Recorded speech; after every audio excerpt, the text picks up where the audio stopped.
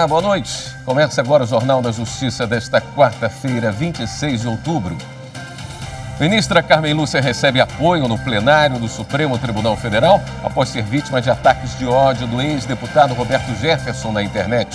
A presidente ministra Rosa Weber e o decano ministro Gilmar Mendes também destacaram a atuação do STF na defesa do Estado Democrático de Direito.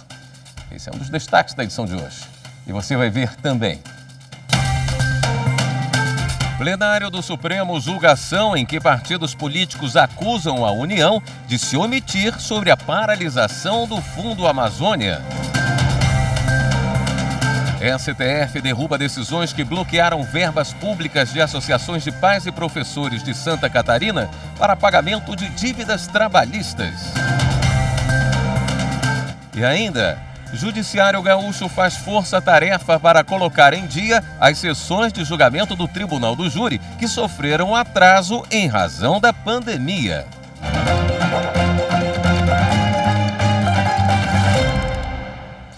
A abertura da sessão plenária do Supremo nesta quarta-feira, ministros e autoridades jurídicas prestaram solidariedade à ministra Carmen Lúcia e repudiaram as agressões do ex-deputado Roberto Jefferson.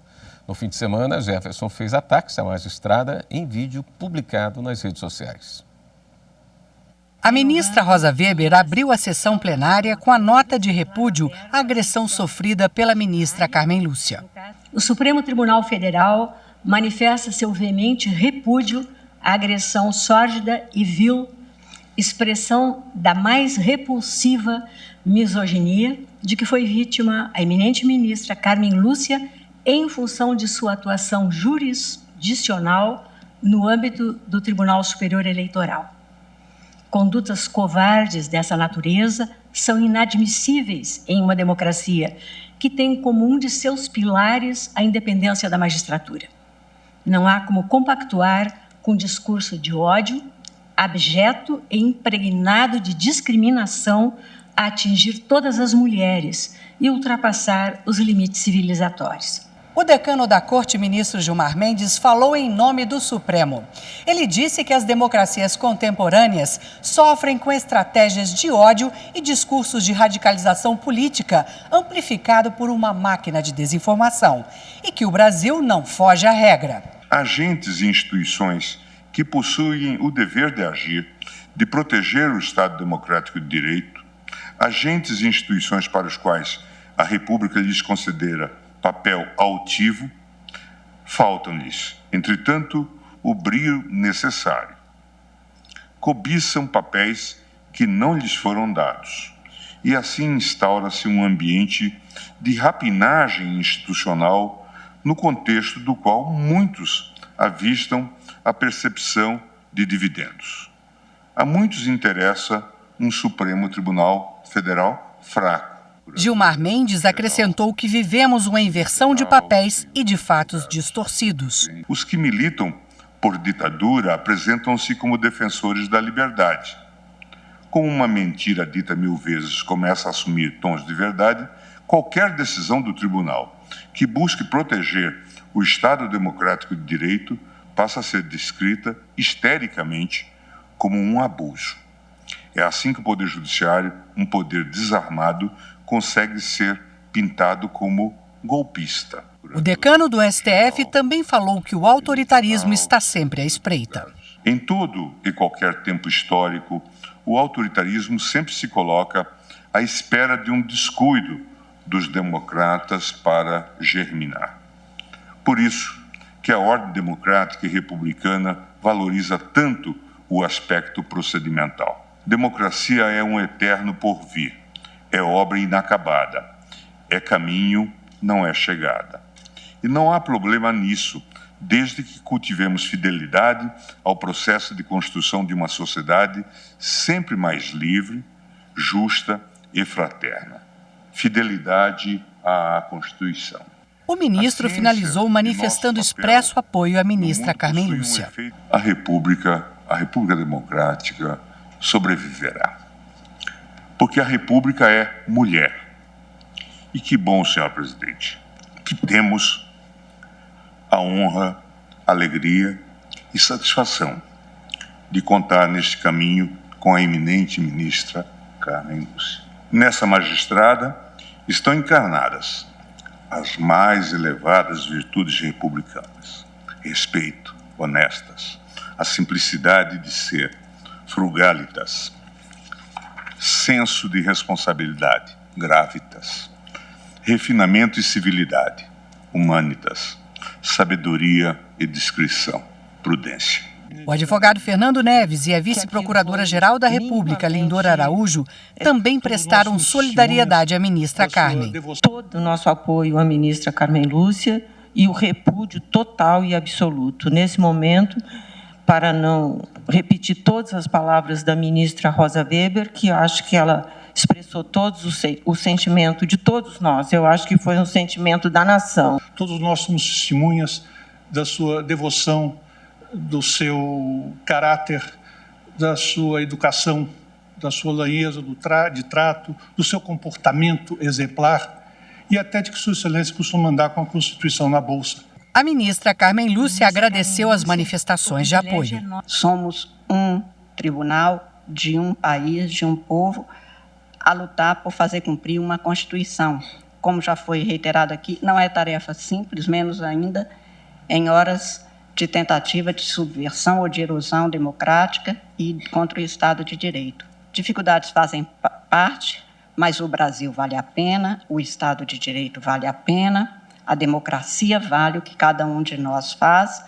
Como lembrou agora o ministro Gilmar, vários de nós passamos nesses últimos tempos, especialmente, talvez diferente de outros períodos, mas que já devem ter se repetido em outros períodos, por agruras que vão além de qualquer civilidade. A democracia é uma conquista diária e o Supremo Tribunal Federal continuará na intransigente defesa do Estado democrático de direito, porque esta tarefa lhe foi atribuída pela Constituição Federal. Ele é o guardião da Constituição Federal e assim continuará. O Supremo Tribunal Federal anulou decisões da Justiça do Trabalho de Santa Catarina que bloquearam verbas públicas das contas de associações de pais e professores de escolas públicas do Estado. Em sessão virtual, a Corte entendeu que o bloqueio dos valores para pagamento diverso aos que foram destinados é inconstitucional. No julgamento virtual, os ministros do STF consideraram que a Constituição Federal impede o remanejamento ou transferência de recursos sem prévia autorização do Legislativo. A relatora, a ministra Carmen Lúcia, afirmou que os recursos destinados às associações de pais e professores das escolas públicas de Santa Catarina são para a manutenção e pequenos investimentos da infraestrutura física e pedagógica das escolas beneficiárias e não podem ser usados para o pagamento de dívidas trabalhistas. A ministra citou precedentes do STF de que o Judiciário não pode modificar, por meio de bloqueios, a destinação de recursos públicos já definidos por autoridades competentes, sob pena de indevida interferência nas atribuições reservadas aos demais poderes. A ação foi apresentada pelo governador de Santa Catarina, Carlos Moisés. Ele alegou que o bloqueio dos recursos do programa Dinheiro Direto na Escola, executado pelo Fundo Nacional de Desenvolvimento da Educação, estava prejudicando a continuidade dos serviços públicos educacionais no Estado. Com a decisão do STF, todos os valores utilizados para pagamento de dívida trabalhista devem ser devolvidos para as associações. O Procurador-Geral da República, Augusto Aras, questionou no Supremo a validade das normas sobre pagamento de auxílio educação para filhos e dependentes de servidores e membros do Tribunal de Contas do Rio de Janeiro. Os atos normativos do Tribunal de Contas do Rio de Janeiro prevêem o pagamento de benefício aos dependentes de servidores e membros ativos e inativos ocupantes exclusivamente de cargo em comissão ou cedidos. O objetivo da norma é ressarcir gastos em estabelecimentos particulares de ensino não apenas relacionados à educação infantil em creches, mas também com pré-escola e ensino básico, profissional e superior. De acordo com o Procurador-Geral, as normas violam os princípios da igualdade, da legalidade, da impessoalidade legalidade e da moralidade. Outro argumento é o de que, a partir da Emenda Constitucional 19 de 1998, a criação de políticas remuneratórias de servidores públicos cabe exclusivamente por meio de lei de caráter formal. O relator do caso, o ministro Luiz Roberto Barroso, vai julgar a ação sem exame prévio do pedido de liminar, por considerar que a matéria é relevante para a ordem social e segurança jurídica. O plenário do STF volta a julgar a ação sobre o Fundo Amazônia. Os detalhes no próximo bloco. Até já.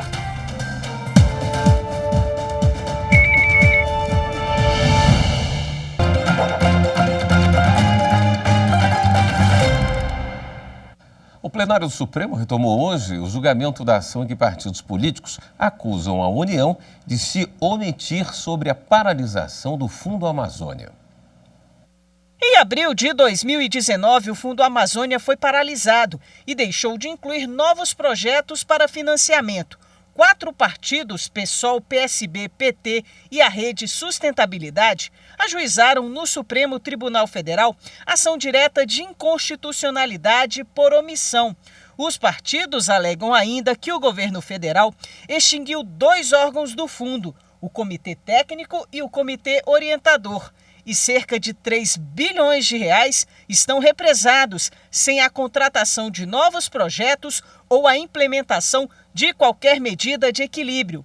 Assim, pedem a reativação do Fundo Amazônia.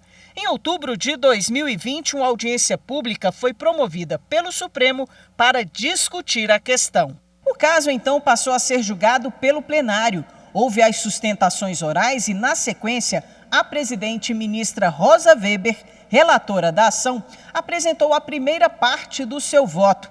Ela ressaltou que o Fundo Amazônia se firmou como a principal política pública financeira em vigor de apoio às ações de prevenção, controle e combate ao desmatamento e conservação da floresta amazônica. Rosa Weber destacou ainda que somente uma política de Estado contínua e duradoura tem capacidade institucional de reverter o quadro de devastação social, humana, normativa e ambiental. Na retomada do julgamento, a ministra Rosa Weber reconheceu que houve violação dos deveres de proteção ambiental com a paralisação do fundo. Configura, sim, no meu entendimento, violação dos deveres de proteção ambiental e climática, devendo ser objeto de controle jurisdicional, uma vez que o Poder Judiciário igualmente está vinculado aos direitos fundamentais. Tenho por suficientemente evidenciado, pois, a partir dos aportes informacionais produzidos no processo e devidamente justificado, que esses 3 decretos, 2 de 2019 e o de 2020, ao revogarem dispositivos do decreto de 2008, de forma a neutralizar a política pública nele veiculada, vulneram, sim, princípios basilares da Constituição, sonegam proteção adequada e suficiente ao direito fundamental ao meio ambiente equilibrado, nela assegurado, e promovem retração no adimplemento dos compromissos internacionais de caráter supralegal assumidos pelo Brasil, que moldam o conteúdo do direito ao mínimo ecológico. A relatora também ressaltou que a revogação de artigos do decreto de 2008 que instituiu o Fundo Amazônia implicou na sua direta inutilização. Desse modo, entendo como medida jurisdicional adequada para a primeira solução do problema a suspensão da aplicação dos dispositivos normativos que alteraram o modelo de governança do Fundo Amazônia. A omissão inconstitucional do Poder Executivo, no que diz respeito ao funcionamento da política pública do Fundo Amazônia, traz consequências em distintas atividades e operações do seu funcionamento, como o recebimento de novos recursos, vale a pena recordar, análise de novos projetos a serem financiados, com os valores já recebidos, como resposta aos resultados obtidos pelo Estado brasileiro na redução do desmatamento em momentos anteriores e sob a égide do decreto lá de 2008. Por fim, a relatora acolheu em parte o pedido feito na inicial e determinou a reativação do Fundo Amazônia. Assim, determino à União que, no prazo de 60 dias, adote as providências administrativas necessárias para a reativação do Fundo Amazônia, nos limites de suas competências, com o formato de governança estabelecido no Decreto 6.527 de 2008. Essa sessão terminou agora há pouco. Quem tem mais informações para a gente ao vivo? Repórter Marta Ferreira. Boa noite, Marta.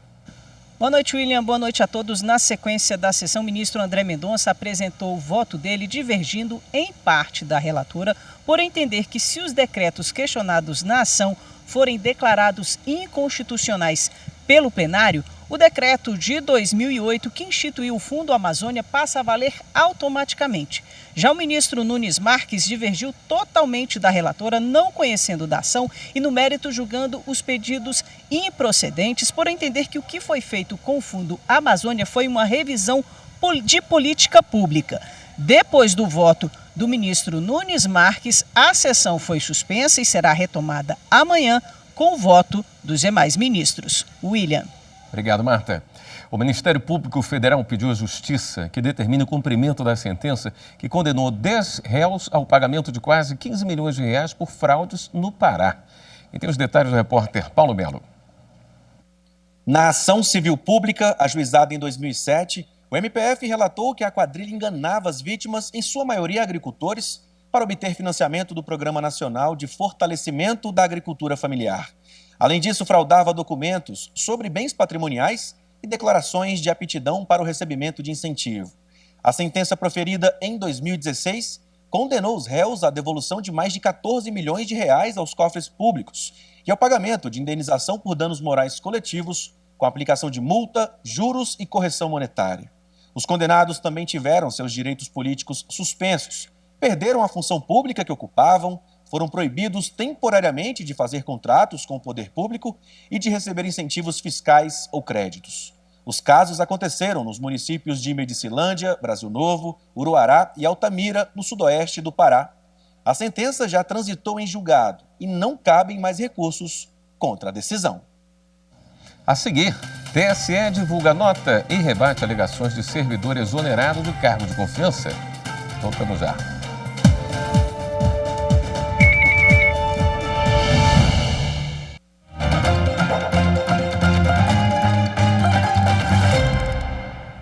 O Tribunal Superior Eleitoral divulgou nesta quarta-feira uma nota sobre a exoneração do servidor que ocupava o cargo em comissão de confiança na Secretaria Judiciária.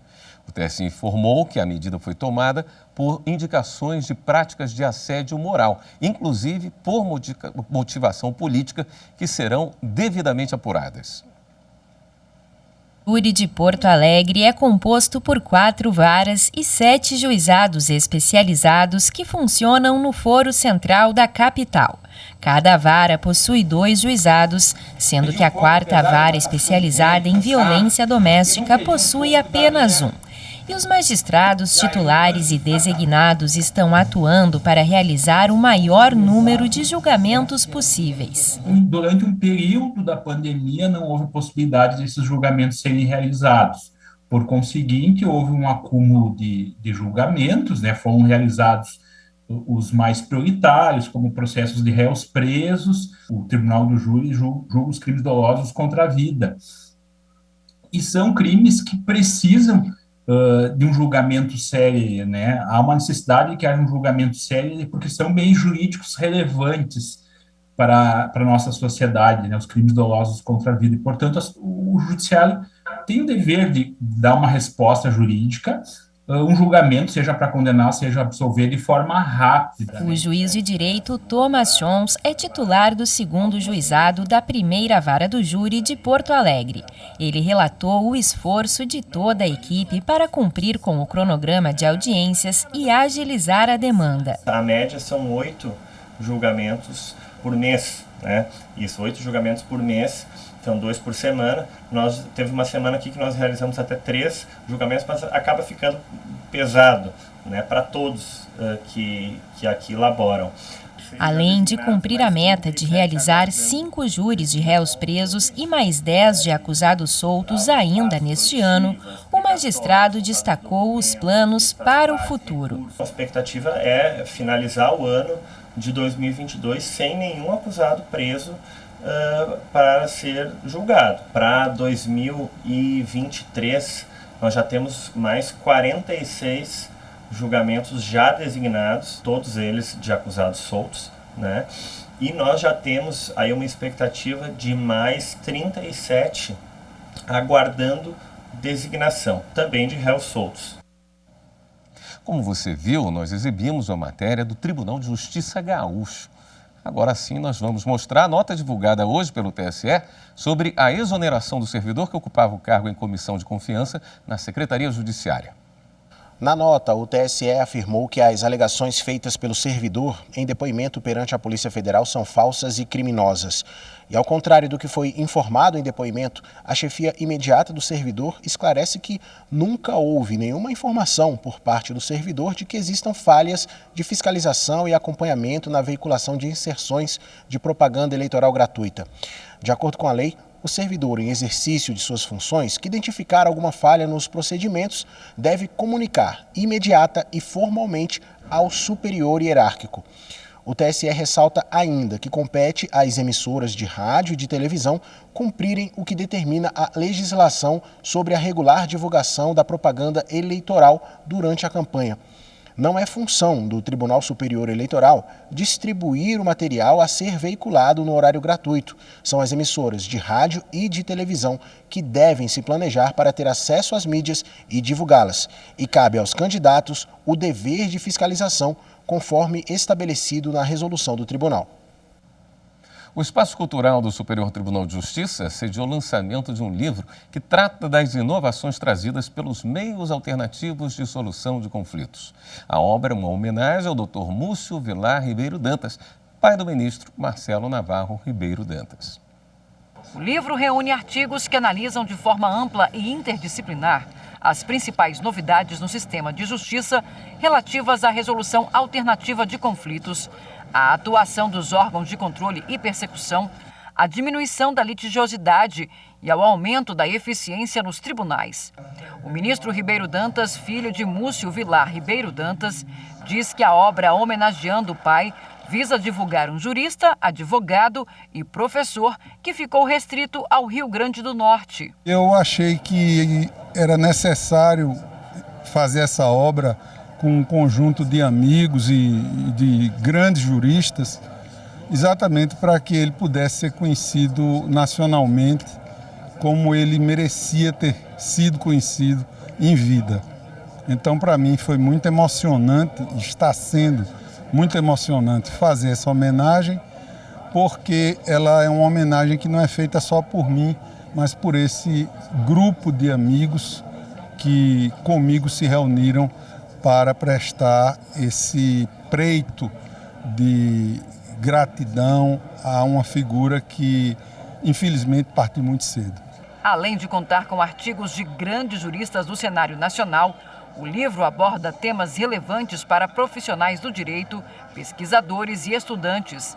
Ministros do STJ prestigiaram o lançamento da obra e entre os autores estão os ministros Rogério Schietti Cruz, Joel Ilan Paciornik e Ricardo Vilas Boas Cueva. A obra em homenagem ao Dr. Múcio Vilar Ribeiro Dantas, pai do nosso querido ministro, colega, amigo Marcelo Navarro Ribeiro Dantas, contém uma vasta amplitude de temas, entre os quais os meios alternativos de conflitos, que são sempre uma maneira de buscar a solução dos conflitos, não só penais, mas de qualquer natureza, ou por meio de uma composição, ou até por métodos desinstitucionalizantes, que não demandem a intervenção do Poder Judiciário, que está muito sobrecarregado. Então, qualquer alternativa que venha contribuir para desafogar os escaninhos dos tribunais eletrônicos é muito bem-vinda. E a obra tem textos nessa linha.